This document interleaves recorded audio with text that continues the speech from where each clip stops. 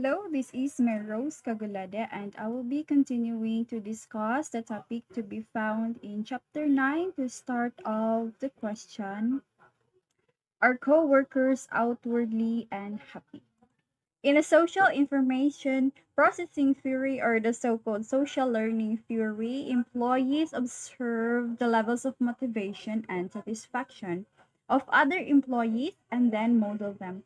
It means that whatever the employees have observed in the environment or what his or her other workers are doing, later on he or she is able to copy, or he or she is able to learn that this is what he should be doing for the company or for the organization. Take as an example in a classroom. So there is a shy child on first day and observed that the class or her classmates are enjoying the class, and then later on, as the class goes on, she is able to participate observing her other classmates of what they are doing in the classroom. So research on social information processing theory supports the idea that the social environment does have an effect on employees' attitudes and behavior. Because you are in a company or an organization, or you're in the work, there is an equivalent compensation of the work you have done, and of course there is an interaction between you and your coworkers or your superior or whoever is in a company or in an organization. So, are rewards and resources given equitably?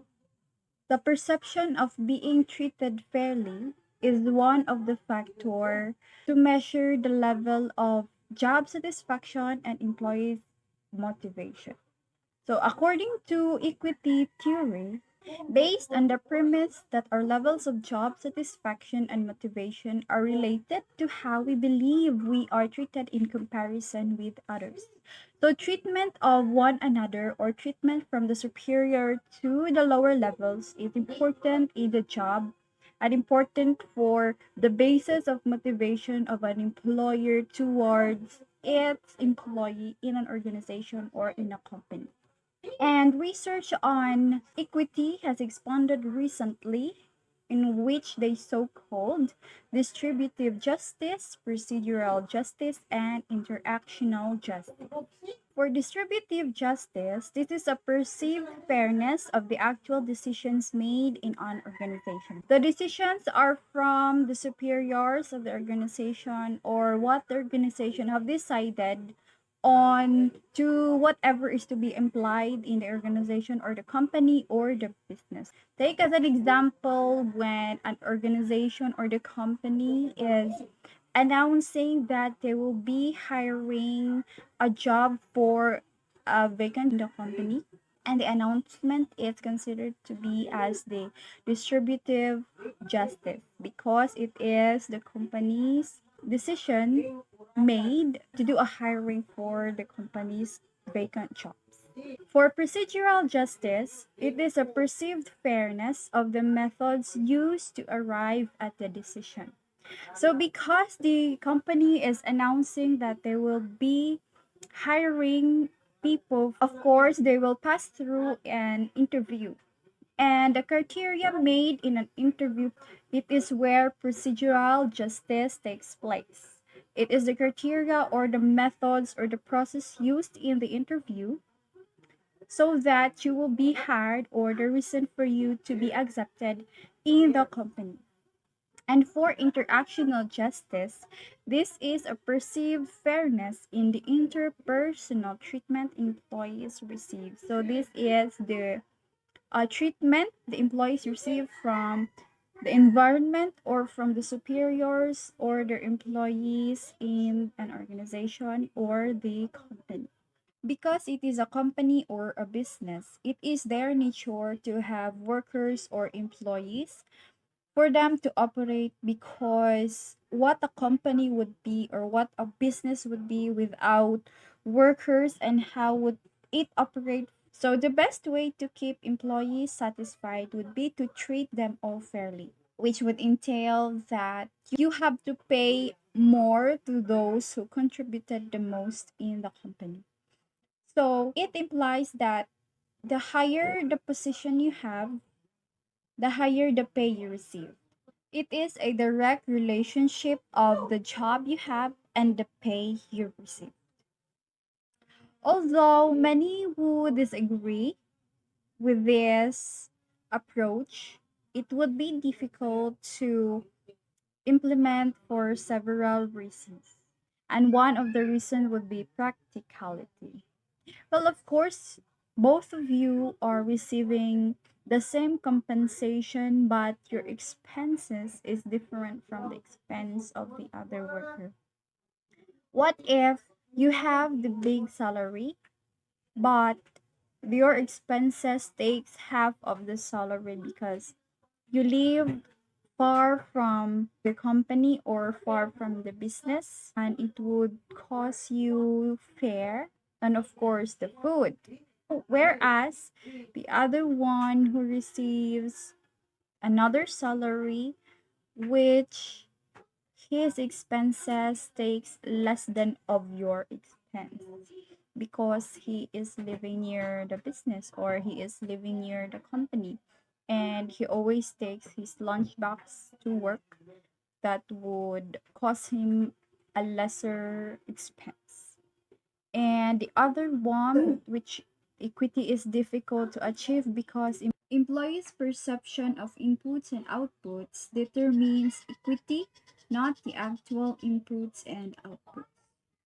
For two workers receiving the same compensation, but you believe that you are doing more than enough of the work, but you have seen that the other worker is doing less than what you are doing. Not knowing that the other worker is whether coming early to work or doing an overtime for the work to be done.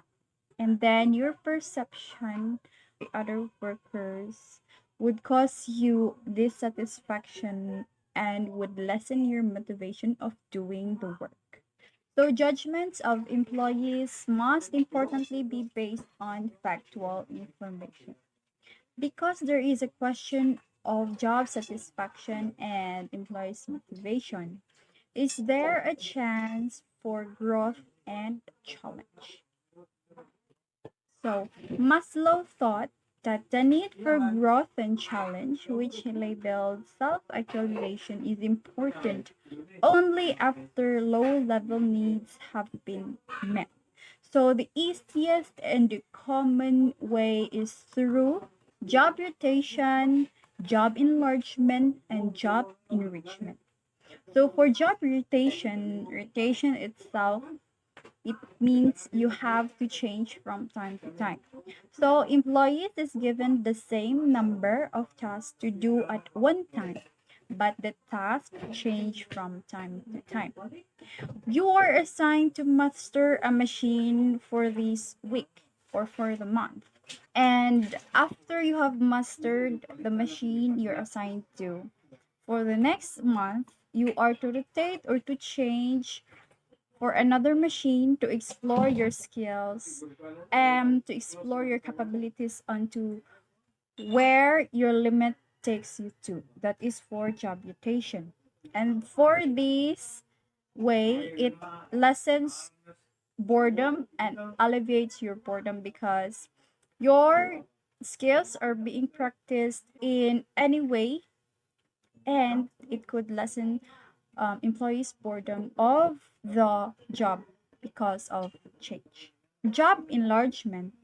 Employee is given more tasks to do at one time, and it could be in two ways: the knowledge used and task performed.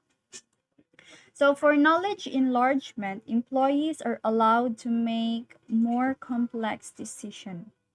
Because from the word itself, knowledge, this is where ideas and suggestions are gathered, brainstorming, and complex decision is made, which is way better to be applied for the company or for the business. For task enlargement, employees are given more tasks of same difficulty level to perform. So for task enlargement, this is where your capabilities and your skills are applied for you to do the job and for you to do the activity or to perform the activity. Other than the two common way, there is a better way to satisfy self-actualization needs, and this could be through job enrichment. In job enrichment, employees assume more responsibility over the task. So, according to Heckman and Oldham, in their job characteristic model, the most satisfying job are the enriched jobs. Why? Because enriched jobs allows a variety of skills, allows employees to complete an entire task, involves tasks that have meaning or importance, allows employees to make decisions, and provide feedback about performance. So, in an enriched job, this is a start to end process or a start to end cycle. And because it is a start to end process, skills of employees or workers are thoroughly practiced because it starts from the brainstorming until the performance or end or the feedback of what they have done. Also, Hackman and Oldham developed the Job Diagnostic Survey to measure the extent to which these characteristics are present in a given job. So, there are some methods to enrich workers' job. One of it is to give workers more responsibility over their job. As an employer, you need to measure your employees' capabilities and skills. And one of it is to measure how fast or how slow they have done their assigned work by taking off the clock inside the working environment. And by that, employees are able to measure their skills on the job they are doing. And also show employees that their job have meaning and they are meeting the goal of to what the job is for. So, as an employer, you need to show some appreciation of your employees' work and goal for them to feel motivated and to feel that satisfaction they are looking for the job they are working on. The last method of self actualization is the use of self directed teams or the quality circles. In quality circles, employers meet as a group to discuss and make recommendations about work issues.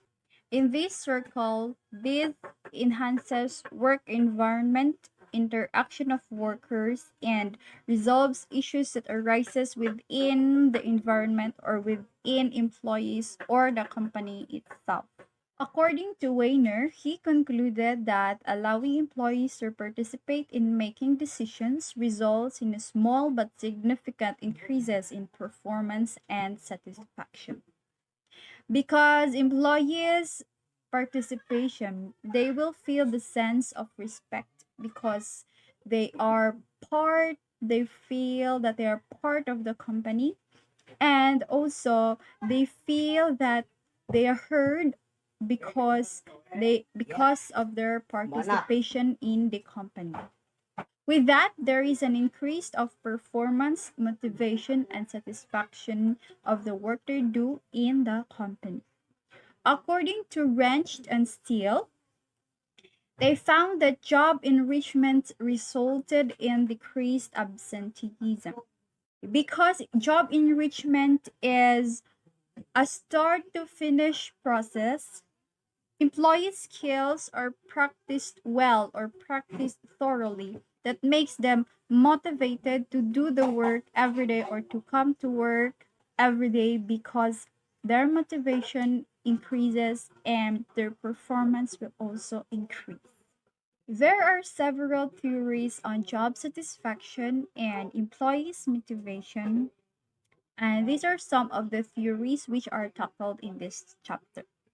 We have the individual difference theories. So each of us brings to a job an initial tendency to be satisfied with life and its various aspects. So there will be jobs that would simply satisfy us with life, and also there are jobs that would make us feel more motivated or less motivated depending on the self-esteem we have and the other various aspects of life. For discrepancy theories, we will remain satisfied with our jobs if it meets our various needs, wants, expectations, and values. Once the job you are in or the work you're in meets your needs, this job will really bring you satisfaction and be motivated to do the job for as long as you want it. For intrinsic satisfaction theory and job characteristic theory, we will remain more satisfied with our jobs if the tasks themselves are enjoyable to perform. This is true to workers who enjoy their work, because it would be difficult for an employer or a worker to work in a job which they don't like, or it is out of their skills, or it is way far from what they have experienced. Though they could learn it as they do the job for months or years, the feeling of satisfaction is different for a job which is exciting and enjoying to perform or to do. Another theory is the social learning theory. We will be more satisfied if our co-workers are satisfied. As discussed earlier, the social environment affects employees' attitudes and behaviors, because what employees saw or see in the environment, they will be able to learn that they will be doing that because it is what the environment or what the other workers are doing. For equity and justice theory, this predicts that we will become dissatisfied if rewards, punishments, and social interactions are not given equitably. If there is a different treatment to all employees or to other employees, dissatisfaction and lesser motivation happens because of the different treatments of superiors to employees or employees to employees or the environment itself to its employees. For job characteristic theory and Maslow's level of self-actualization, the lack of opportunity to grow, challenge, variety, autonomy, and advancement will decrease satisfaction for many people. If there is no room for growth, there will be a less satisfaction and less motivation for employers in the job. Hi everyone, I am Crystal Jane Pilubosada and I will be discussing about measuring job satisfaction and commitment. The chapter will discuss about several theories on measuring job satisfaction and commitment and how it is measured. We have here some commonly used standard inventories on measuring job satisfaction. So first we have the FACES scale. It is developed by Kunin on 1955 and it is used for measuring job satisfaction. We have here the example of a FACES scale in which the employees are to check the faces and how satisfied are they with their jobs. But this scale is no longer commonly administered because it lacks sufficient details, lacks construct validity, and demeaning. So this scale is very simple for employees and the result may not be accurate and which aspect are the employees satisfied or dissatisfied. Next is the job description index or the JDI. It is developed by Smith, Kendall, and Hewlin on 1969. So this scale consists of job-related adjectives and statements. So it yields scores on 5 dimensions. The 5 dimensions include the supervision, in which the employees are to measure on how satisfied are they with the supervision of their supervisors, to their pay, are they satisfied with their salaries, to the promotional opportunities from being an ordinary employee to regular or to higher positions, to their co-workers, and if they are satisfied or they have built relationships with their co-workers, and the work itself, if they are working hard enough to this, which is according to their pay or to their salaries. The Minnesota Satisfaction Questionnaire, or the MSQ. It was developed by Weiss, Dawes, England, and Lofquist on 1967. So it is 100 items that yield scores on 20 scales. It is only a 20-item questionnaire, but with 5 scales. So from the highest scale, 5, for very satisfied, or the employee have no complaint with his or her job. 4 for satisfied, or the employee must have some complaints with your jobs, but he or she is okay with it. And 3 for neither satisfied nor dissatisfied. The employee can't still decide if he or she is satisfied or not. And 2 for dissatisfied, or the employee must found some complaints or not liking the job. And 1 for very dissatisfied, or the employee must have lack of interest or have too many complaints about his or her jobs. We have here some of the statements given from the questionnaires. So my pay and the amount of work I do, the working conditions, and the freedom to use my own judgment. So those are some statements from the questionnaire, and the employees have the freedom to rate or to give the scale of the responses from according to how satisfied are they based on the statements from the questionnaire. Other scale is the job in general scale. It was developed by Ironson, Smith, Branick, Gibson, and Paul in 1989. So an organization wants to measure the overall level of job satisfaction rather than specific aspects. So from the word general, it measures the overall job satisfaction of the employees, unlike the other mentioned inventories, in which it measures specific aspects or dimensions in which the employees are satisfied. But here in the JIJ scale, it measures the overall. So tanan ang iyang measure without mentioning or without dividing several dimensions or aspects of employees' job satisfaction. Nagy on 1996 criticizes many of the standard measures because it only measures the job satisfaction of the employees and not how important the job aspect to them.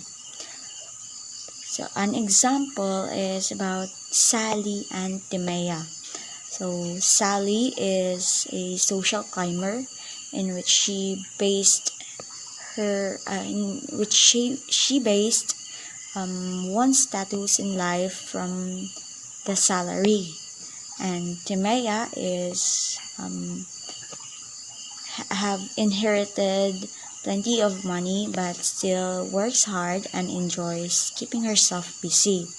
So for Nagi, si Sally ang mo end up na dissatisfied because social climber siya, so mag-apas siya or she'll keep on chasing or looking for jobs with higher salaries, unlike ni Temea nga na satisfied siya and importante para niya ang magtrabaho no matter unsa kadako o unsa kagamay ang salary.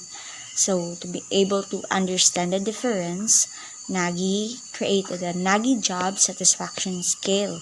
It measures how important that job aspect is to the employees, and it also includes 2 questions per facet. First question is how important that facet is to the employee and how satisfied the employee is to the facet. Next on is for the measure of commitment. The most commonly used commitment scale is the Allen and Mayer survey on 1990. So it is at 24 items, 8 each for the 3 factors. The 3 factors includes the affective, continuance, and the normative commitment. For the affective commitment, here's a statement that shows that an employee has an effective commitment to his or her job. It says that I would be very happy to spend the rest of my career in this organization. So this kind of employee has an affection for his or her job, or gusto jud niya ni nga trabaho, and he or she is willing to do his or her best for that job. The continuance commitment, which has a statement that says, it will be very hard for me to leave my organization right now even if I wanted to. So you have that fear of loss, or mahadlo ka nga muwa na ni mo nga trabaho because you might miss an opportunity, and even though you gusto na mo hawa because of personal reasons or kakapoy, but you choose to continue working in that organization. Next is the normative commitment. It says, I would feel very guilty if I left my organization now. So you have that sense of obligation to stay, or you have rendered your loyalty in that organization even if nakita na nimo sa aban company nga marag mas dako ang ilang benefits or mas ingadyan ang gi-offer nga para sa mga workers, but you chose to stay and be loyal on that organization you are working. Other measures include the Organization Commitments Questionnaire, or the OCQ. It is developed by Modi, Steers, and Porter on 1979. So it is a 15-item questionnaire, and it measures the 3 commitment factors. The factors if the employee is committed to accept the organization's values and goals, and if the employee has a willingness to work to help the organization, and if he or she has the desire to remain with the organization. Even though tulo ni sila ka-aspect, it only yields 1 overall commitment score. So, i-generalize lang gihapon siya. And the other scale is the Organizational Commitment Scale, or the OCS, by Balfour and Weschler on 1996. So it is a 9-item scale, and it measures the 3-item commitment aspect: the identification, exchange, and affiliation. Identification, or the employee's identification or role in the workplace. The exchange of ideas and communication with co-workers, and the affiliation or the connection of each workers or to their co-workers and to their job as well. To measure the commitment of the employees is very important kay kung musud ta sa usa ka trabaho or isa ka butang, we must be committed para mas i-love nato or mag-i-embrace nato og unsay atong gibuhat or unsay naa nato. All of the above inventories are all standardized or standard. So, naa na yung mga naka-ready nga questions or mga questionnaires. And next is the custom designated inventories. It is an organization can ask employees questions specific to their organization. To custom, so they can customize questions that is just related to their organization. We'll take for example here sa mga malls.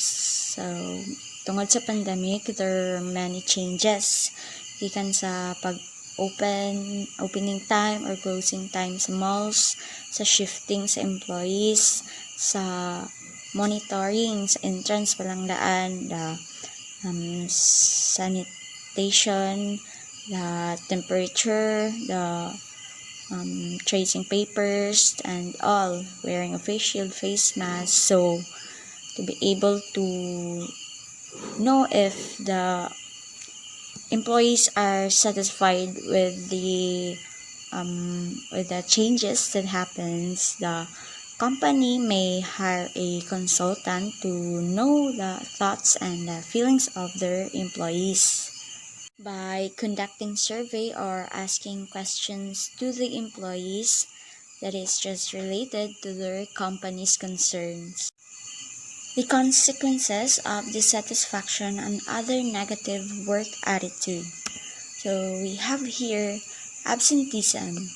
Due to high cost of absenteeism, the organizations are expending great efforts to reduce absenteeism.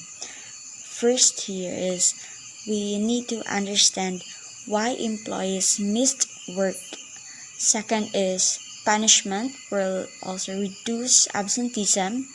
And third is wellness programs increase attendance if absenteeism is mostly the result of illness. Top 3 reasons for taking the time off is personal errands, catching up on sleep, and relaxing. So, some employees use the sick days para mo absent para maka-relax or for vacation, short vacation, or maybe for personal errands or night emergencies. Linking attendance to consequences. So, rewarding attendance and punishing absenteeism. So, when you know nga naay reward kung present and naay punishment kung absent, so ang employee na ang magbalanse kung attend ba siya o mo absent. So, the decision-making process may not be clear, but you have to weigh the consequences of going to work or class against the consequences of not going. Example here is you have a 7 a.m. class and you have an exam on the afternoon. So, nag-decide pa ka kung klase ka sa 7 a.m. or matugsa ka and magtuon para sa exam nimo inagkaudto. But then, na-realize nimo nga kanang 7 a.m. class, ang instructor ani is fond of giving special quiz and extra points for major exams. And yes, so nag-decide pa ka. So, it is up to you to decide kung mo-attend ka sa klase or mo-absent ka and magtuon para sa exam nimo inagkaudto. So, there are several ways to increase attendance. First is rewarding attendance or katong mo hatag og special quiz or extra points para sa mga ni-attend. And second is disciplining as absenteeism. Some organizations mag-penalty sila and sa magpa-community service para sa mga ni-absent. And third is keeping accurate attendance works. Rewards for attending includes financial incentives, time off, and recognition programs. Financial incentives are money rewards for employees who achieved a certain levels of attendance, and the employees who missed 10 days of attendance might receive nothing.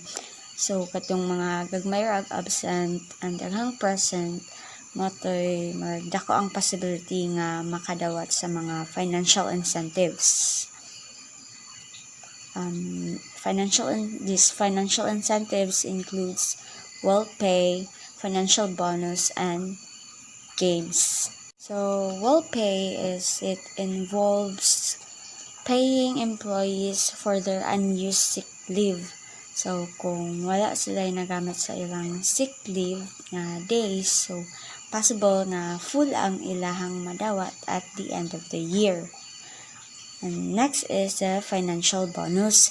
With a perfect attendance might receive full bonus and employees for achieving certain levels of attendance. So, itong mga perfect ng attendance and maybe katong mga gagmay rag absent, matoy dako or full ang madawat sa end of the year.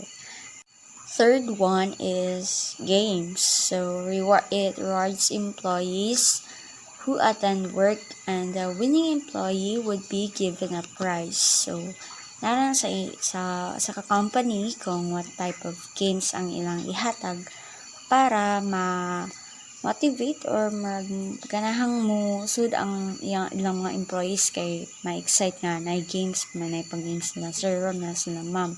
So ang prizes maybe money or maybe meal or anything mahatag as a reward to your employees. Even though studies reported the success of using such games, the meta-analysis of Wagner in 1990 found that the mean effect size of games is close to zero or almost walay effect to reduce absenteeism for the employees. For the time off or paid time off program, PTO, or paid leave bank, PLB. So, unlike the traditional system, which employees are given 10 days vacation, 3 days for personal, 5 days for holidays, and 10 days for sick leave. Aning PTO, those days were total of 28 days. But sa PTO, 28 days which does not categorize on what type of leave. So, the PTO consolidates different types of leave into a single plan. So, no matter of what's your reason ng leave, iisa ra na sila. But, and those days nga leave nimo, you are still paid. Next is recognition program. So, to make the attendance more rewarding, it can be through a recognition and praise to the employees. And also, by celebrating a formal recognition by giving perfect attendance certificates, coffee mugs, lapel, plaques, watches, and so forth. Shown in table 10.9, we can see that the HR directors rate the buyback programs, paid leave bank, and disciplinary actions as the most effective control methods for absenteeism. Lastly is discipline for not attending. So absenteeism can be reduced by punishing or disciplining employees who miss work. So it can range from giving warnings or a less popular work assignment to firing an employee.